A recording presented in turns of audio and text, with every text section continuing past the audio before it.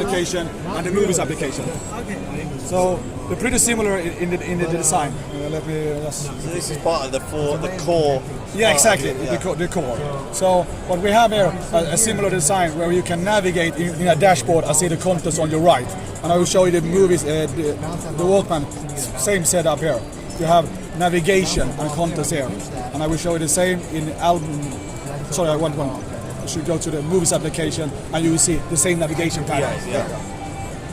So for example, we take the album, I'm showcasing some cool stuff. Start off with the local pictures. We try to tie together both the local and the online content. So with the local, we try to do as much as possible. I mean, many of our end users are really into high-end cameras and so on, and have thousands of pictures on the devices. To make it easier for them to find what they're looking for, we're not using just a static grid. We invented what we call the pinch grid. So you can change the number of columns seamlessly. So you pull it out and you also resort it as well. And it's based on sorting. You have based on month, and every tile in first month you have a bigger for it easier to navigate. So also when you go into the big view, so sort of, you can see here that we change the resolution. We're going from squares to landscape or to portrait, depending on the real resolution of the picture. Quite nice. What's the CPU in that? I mean, that's very fluid. Quad-core, Snapdragon. Okay. Can you just rotate it around just so we can see the so is it 6.9 millimeters? Yeah. 6.9, less than 500 grams. That's a ridiculously light. And engineering is just fantastic. It's also waterproof. You can take this with you in a bubble bath.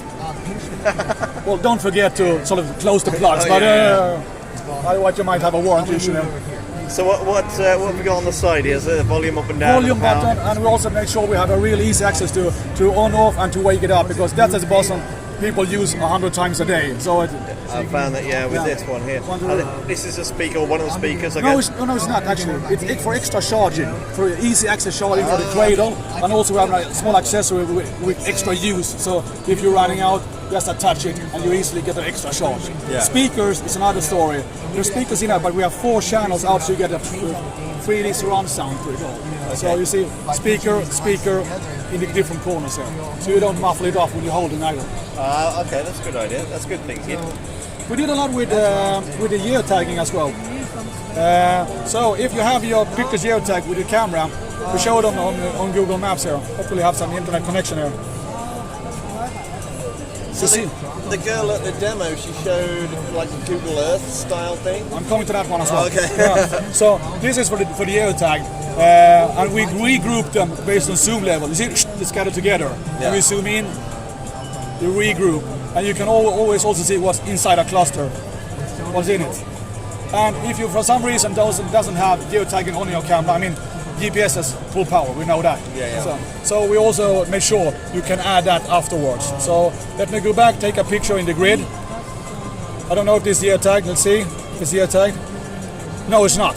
So a simple press to raise this photos was taken in Turkey, and now it's geotag with exit in Turkey. This is aftermath. I'll tell you what I've noticed on this as well, up here where you've got like this share thing and you go, I want to maybe stick that on Gmail. If I do that like more than once, it bubbles it up to here and goes, there's instantly based like on frequent use, that's Google standard way. If you don't mess up the Google Android platform too much, you will get that behavior. That's good, I didn't notice it before. That's cool. And as you mentioned, the Earth, the globe there, was more for fun, just because we could. I mean, Google Maps was really a bit boring, so we added the Earth for those who travel a lot. And you can see we have the same clusters there as we have in the Google Map. And we made sure also you can zoom, check out the clouds. We need the clouds. So they actually... So layer per layer per layer. So you can give it a good spin as well. So I can literally just click on one. You get the same behavior. And then of course you have, this was the local content. I'm just going half through the application actually. So we have all the... Sorry, I went on my albums. We have the Facebook, you have the Picasa, you have Sony's own, so the Picasa, the Play Memories Online. So whenever you take pictures with your camera, they show up in all the devices if you sort of already store them in the cloud. So how much is this the Z tablet or Z tablet? How much is it going to be? $490. I think I've seen some figures around $490. Has it got a SIM card in? Is it LTE device? Yeah. It comes in an LTE device, Wi-Fi only devices, different memory from the figure. So I would say pricing will all be very dependent on what carrier and what market and so on. Yeah, so but around $500 US, I would say. So on contract, you can maybe get this for the same price as a phone pretty easily. I don't really have the knowledge to exactly specify that. All right. That's fantastic.